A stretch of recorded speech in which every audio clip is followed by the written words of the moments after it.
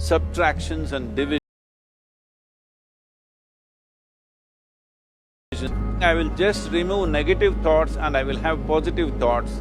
All the best, it's not going to work. It's just that you need to pay little attention as to how it functions. You will see there is a distinction between what is you and what you have gathered.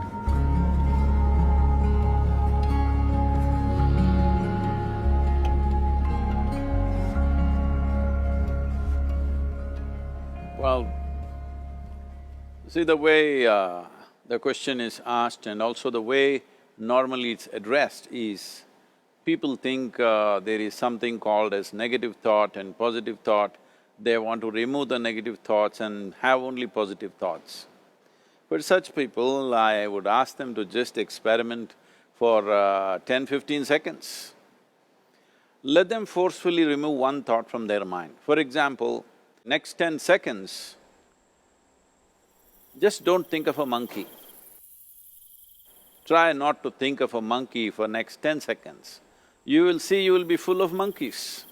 So what I'm saying is, this is the nature of your mind, because in this mind, all the three pedals are throttle. There is no brake, there is no clutch. Whatever you touch, it will only go faster.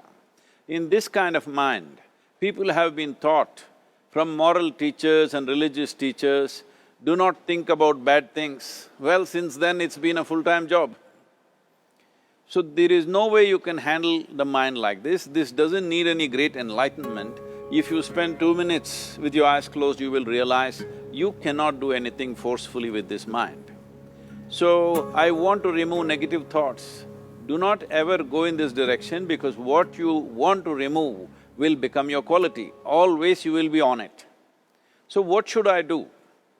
The thing is this, without understanding the fundamental mechanism of this mind, because our mind, human mind, is the most sophisticated computer on the planet. Even all the supercomputers have come out of this. When this is the case, is it not important that we understand the mechanics of how it functions? One simplistic aspect of how it functions is, there are no subtractions and divisions in our mind. There is only addition and multiplication. If you try to do something with it, it will say one more. If you try hard, it will multiply into many more. In this mind, you don't try to identify what is positive, what is negative and try to remove it. First of all, one needs to understand, this mind of yours, this body of yours is supposed to serve you. The life that you are is important. Body and mind are vehicles that must serve us.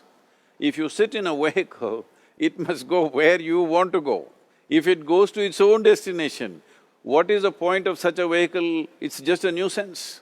Right now, most human beings are unfortunately experiencing this fantastic possibility of human mind as a nuisance, as a troublesome thing. Well, this is the most beautiful thing you have.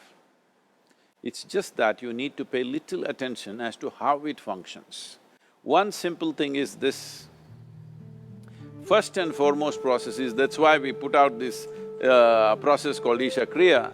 This is to distance yourself from your physiological and psychological process. There is something called as you which exists. This is not a composite of all your thoughts and emotions and physiological processes. Beyond that, there is you. If you close your eyes, even if you cannot see anything, you're still there. It is through the window of your eyes that you're looking out, but if you close your eyes, it doesn't mean that you don't exist, you still exist. So beyond your thought, you still exist, beyond your emotion, you still exist. So that you, the life that you are, this has to come into your experience. Why is it that you're not allowing that to come into your experience, which is the most significant aspect of who you are? Who you are right now, the most significant aspect is, you and me are alive right now, this is it. What I'm thinking, what you're thinking is not the important thing. We are alive right now, that is the important thing. So, it is important that you focus on this fundamental sense of aliveness within you, and then you will see there is a natural distance between you and your thought process. Once there is a distance between your psychological process and your physiological process, this is the end of suffering. Because there are only two kinds of suffering that human beings go through, physical suffering and mental suffering. Once you create a little space between you and your mind, between you and your body, this is the end of suffering. This is something every human being has to experience and know, otherwise thinking I will just remove negative thoughts and I will have positive thoughts, all the best, it's not going to work 100%, it's not going to work because nobody can remove it, they can avoid it for some time. So when negative thoughts come, you say Ram Ram, Shiva Shiva, whatever you want, but this is just avoiding, it's not gone. The moment you stop that, it will pop back with great force, otherwise it'll come back in your dreams. So it's very important, first of all you need to understand your anger, your resentment, your fear, your anxieties, the negativity that you generate. Generally resentment, anger, it is always directed towards somebody. But we need to understand this is poisons that we are drinking and expecting somebody else to die. Fortunately, life doesn't work like that. If I drink poison, I die. If I drink poison, you don't die. So, we need to understand this. When I say poison, today you can have yourself chemically analyzed. Right now, what is your blood work, what it says? 5 minutes of intense anger, check your blood work and see, there will be lots of negative elements in it, literally you're poisoning yourself. So, do you want to poison yourself? Definitely not. Now the very question is coming from certain helplessness, what shall I do?